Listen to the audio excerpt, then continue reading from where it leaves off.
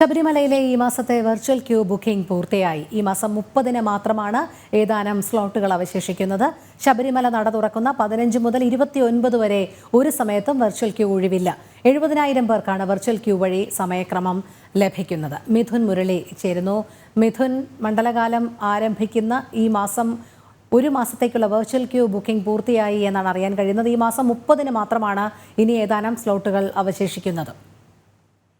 രോഹിണി, നാളെ മുതൽ 14 ദിവസത്തേക്കുള്ള വെർച്വൽ ക്യൂ ബുക്കിംഗ് പൂർത്തിയായിരിക്കുകയാണ്. 15 മുതൽ 29 വരെ ഒരു സമയത്തും വെർച്വൽ ക്യൂ ഒഴിവില്ല. ഇനി ഏതാനും ഒഴിവുകൾ ഉള്ളത് 30-ാം തീയതി മാത്രമാണ്. 70,000 പേർക്കാണ് വെർച്വൽ ക്യൂ വഴി സമയക്രമം ലഭിക്കുന്നത്. ബാക്കി 15-ാം തീയതി മുതൽ 29-ാം തീയതി വരെ വെർച്വൽ ക്യൂ ബുക്കിംഗിന് ചുവപ്പ് കാണിക്കുകയാണ്. ഒഴിവുകൾ ഇല്ലെന്നാണ് അതിന്റെ അർത്ഥം. ഇനി 10,000 പേർക്ക് ഈ ദിവസങ്ങളിൽ സ്പോട്ട് ബുക്കിംഗ് സൗകര്യമാണ് ഏർപ്പെടുത്തിയിരിക്കുന്നത്. 80,000 ആളുകൾക്കാണ് ഒരു ദിവസം ദർശനം അനുവദിച്ചിരിക്കുന്നത്.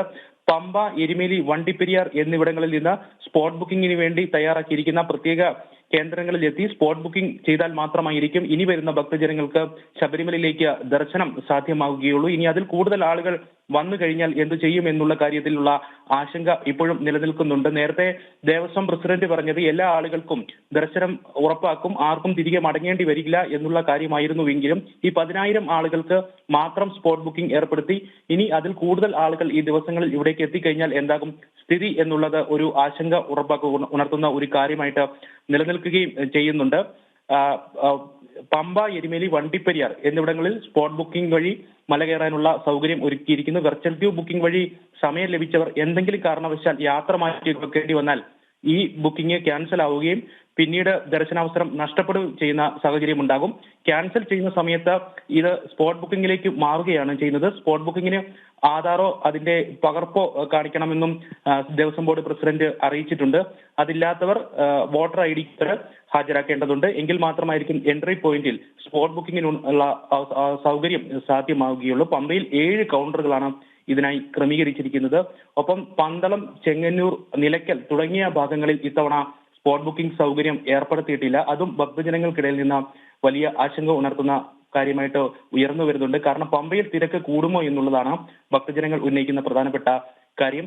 പന്തളത്ത് ഒരുപാട് ഭക്തജനങ്ങൾ അന്യ സംസ്ഥാനങ്ങളിൽ നിന്ന് ഉൾപ്പെടെയുള്ളവർ പന്തളം വലിയ കോയിക്കൽ ക്ഷേത്രത്തിലെ പ്രധാന ഇടത്താവളത്തിലെത്തി പന്തളം ക്ഷേത്രത്തിൽ തൊഴുത് സന്നിധാനത്തേക്ക് പോകുകയാണ് കഴിഞ്ഞ മുൻകാലങ്ങളിലെല്ലാം പതിവ്. പക്ഷേ ഇത്തവണ ഇവിടെ പന്തളത്ത് സ്പോട്ട് ബുക്കിംഗ് ഏർപ്പെടുത്താത്തത് കൊണ്ട് തന്നെ അങ്ങനെ പന്തളം ക്ഷേത്രത്തിലെത്തി ദർശനം സാധ്യമാക്കുന്ന ഭക്തജനങ്ങൾക്ക് സ്പോട്ട് ബുക്കിംഗ് സൗകര്യം അവിടെ ലഭ്യമല്ലാതെ വരികയും പിന്നീട് പമ്പയിലേക്ക് എത്തി അവിടെ കാത്തുനിന്ന് സ്പോട്ട് ബുക്കിംഗ് ഏർപ്പെടുത്തേണ്ട സാഹചര്യം ഉണ്ടാകും. അവിടെ തിരക്ക് വർദ്ധിക്കാനുള്ള സാധ്യത ഉണ്ട് എന്നുമാണ് ഭക്തജന സംഘടനകളും ഭക്തജനങ്ങളും എല്ലാം ഒരു ആശങ്കയായി ഉയർത്തുകയും ചെയ്യുന്നത്. എന്തായാലും 15 മുതൽ 29 വരെയുള്ള 14 ദിവസത്തെ സ്പോട്ട് ബുക്കിംഗ് പൂർത്തിയായിരിക്കുന്നു. ഇനി ഏതാനും ചില സ്പോട്ടുകൾ മാത്രമാണ് 30-ാം തീയതി ബാക്കിയുള്ളത്. തിരക്ക് ഒരു ആശങ്കയായിട്ട് നിലനിൽക്കുന്നുണ്ട് എന്ന് തന്നെയാണ് ഇത് സൂചിപ്പിക്കുന്നത്.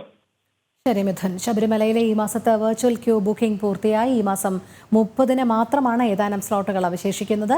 ശബരിമല നട തുറക്കുന്ന 15 മുതൽ 29 വരെ ഒരു സമയത്തും ഇനി വെർച്വൽ ക്യൂ ഒഴിവില്ല. മിഥുൻ മുരളിയാണ് വിവരങ്ങൾ നൽകിയത്.